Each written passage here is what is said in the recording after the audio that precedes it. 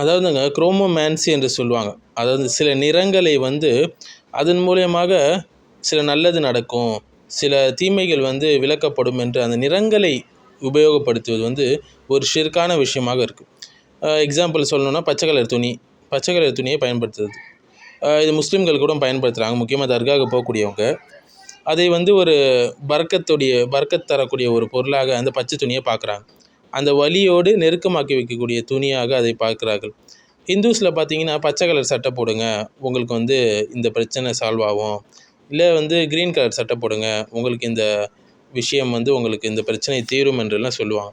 இது முழுவதுமாக ஷிர்கான ஒரு விஷயம். எந்த ஒரு கலருக்கும் அப்படிப்பட்ட சக்தியே அல்லாஹ் கொடுத்தது கிடையாது. நார்மலாக நம்ம அணியிறோம், ஒரு கண்ணுக்கு குளிர்ச்சியாக மூடு ப்ளசண்ட்டாக இருக்க வேண்டும் என்று அணியிறோம். அதுக்கு மார்க்கத்தில் அனுமதி இருக்குது. ஆனால் இப்படி தவறாக செய்வது மூட நம்பிக்கைகளுடைய கதவை ஓப்பன் பண்ணுறது. சில நிறங்களை மக்கள் என்ன செய்கிறாங்கன்னா, அது நமக்கு நன்மை தரும் என்று, அதிர்ஷ்டம் தரும் என்று நம்பி அணிகிறாங்க. சில பேர் சொல்லுவாங்க, வியாழக்கிழமை மஞ்சள் கலரில் ஆடைகள் அணிங்க, அது மகிழ்ச்சி தரும். சிவப்பு கலர் ஆடைகள் அணிங்க, அது என்ன செய்யும், ஒரு காதலை கொண்டு வரும் இருவர் மத்தியில். வீடுகளில் சிவப்பு நிறங்களில், முக்கியமாக கதவுகளில் நீல நிற பெயிண்ட் அடிங்க அப்படின்னு சொல்லுவாங்க. தீய கண் வராமல் அது பார்த்துக்கொள்ளும், கண்ணாறு படாமல் அப்படின்னு சொல்லுவாங்க. அது காலணிகளில் மற்றும் விழாக்கள்லாம் கருப்பு நிறத்தை தவிர்க்க சொல்லுவாங்க. அதிர்ஷ்டம் கேடும் அது அப்படின்னு சொல்லி. அதே போன்று சில மலர்களை நிறத்தின் அடிப்படையில் வீட்டில் வைக்கும்போது பாக்கியம் கிடைக்கும் என்றெல்லாம் தவறான விஷயங்கள் சொல்லுவாங்க. இவை அனைத்தும் தத்தையூர், அதாவது கெட்ட சகுனம் பார்க்கக்கூடிய அது போன்ற விஷயங்களில் வர்றது. இது இஸ்லாத்தில் ஒரு ஷிர்கான விஷயமாக இருக்குது. பொதுவாக தர்காவுக்கு போகக்கூடிய மக்கள் தான் இதை அதிகமாக பார்ப்பாங்க. குறிப்பாக பச்சை நிறத்தில் அதிகம் விரும்பி அதை அணிவாங்க ஆடையாக. அல்லது வீட்டில் பச்சை துணியில் கட்டி போட்டு சில விஷயங்களை வைத்திருப்பாங்க.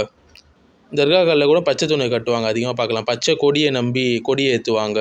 சில நாட்களில் பச்சை வேஷ்டி பச்சை புடவை அணிந்து செல்வாங்க. சிலர் தங்களுக்கு ஜின் ஷைத்தான் பிடித்து இருந்தால் இது இறைவனுடன் நெருக்கி வைக்கும் என்று நம்புகிறாங்க. இது முற்றிலும் தவறான ஒரு விஷயம். பச்சை நிறம் அழகானது, அது சொர்க்கத்தை பற்றிய வர்ணனைகளில் வருது இல்லைங்களா. பச்சை நிற உடைய பட்டு துணிகள் அவர்களுக்கு கொடுக்கப்படும் என்று சூரா அல் இன்சானில் 21வது அத்தியாயத்தில் இருக்குது. ஆனால் அதுக்கு ஸ்பெஷல் பவர் இருக்காது நம்புறது. அதை கட்டுவதால் ஒரு பரக்கத்துகள் வரும் என்று நம்புவது, இதெல்லாம் பிதத், மேலும் மூட நம்பிக்கையாகும். நபிகளார் எங்கேயும் சொல்லி தரல இது போன்ற இந்த நிறத்தை பயன்படுத்துக என்று. இஸ்லாத்தில் நிறம் என்பது ஒரு அழகு அலங்காரம் மட்டும்தாங்க. அதிர்ஷ்டமோ பாக்கியமோ இல்லை தீமை விலகும் என்று இது எல்லாம் அல்லாவின் கட்டுப்பாட்டில் உடையது ஒரு விஷயம் வருவது என்பது. நிறங்களை வைத்து அதிர்ஷ்டம் என நம்புவது இஸ்லாத்துக்கு விரோதமான ஒரு செயலாகும். பெரும்பாலும் இதெல்லாம் மாற்று மத கலாச்சாரத்திலேருந்து காப்பி அடிக்கிறது தான் இது போன்ற விஷயங்கள்.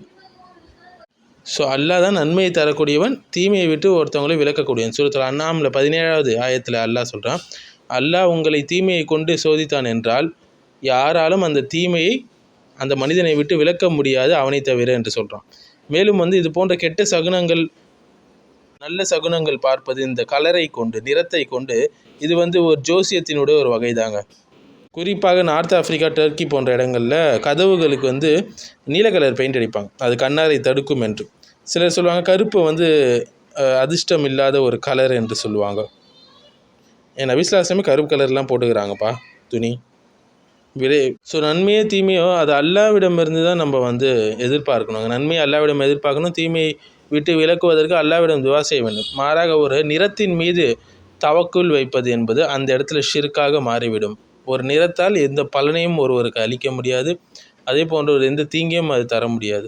மாறாக ஒரு கண் குளிர்ச்சிக்காகவும் மனதின் மகிழ்ச்சிக்காகவும் அது அணியப்படுமேயானால் அல்ஹம்துலில்லாஹ், அந்த எந்த பிரச்சனையும் அதில் இல்லை. ஸோ இந்த குரோமோமேன்சி என்பது நிறங்களை வைத்து அதிர்ஷ்டம், துரதிர்ஷ்டம் அல்லது எதிர்காலத்தை கணிக்கக்கூடிய ஒரு விஷயம்தான் இந்த குரோமோமேன்சி என்பது. நிற ஜோதிடம் என்று கூட இது சொல்லலாம். இது தத்தையூர், அதாவது சகுனம் பார்க்கக்கூடிய, அதிர்ஷ்டம் பார்க்கக்கூடிய பழக்கம் என்று இது அழைக்கப்படுகிறது இஸ்லாத்தில். இது இஸ்லாத்தில் முழுமையாக தடை செய்யப்பட்ட ஒரு விஷயமாக இருக்குது. அந்த நிறத்தால் தான் எல்லாமே நடக்குது என்றால் அது ஷிர்குல் அக்பரில் ஒருத்தவரை தள்ளிடும், அவருடைய நியத் இப்படி இருந்தால். அதாவது பெரிய ஷிர்கில் தள்ளிவிடும். ஆனால் மாறாக அல்லாஹ் தான் எல்லாத்தையும் நடத்துகிறான், இந்த நிறம் ஒரு காரணமாக இருக்குன்றது ஒருத்தர் நம்பினா அது சிறிய ஷிர்காக மாறிவிடும்.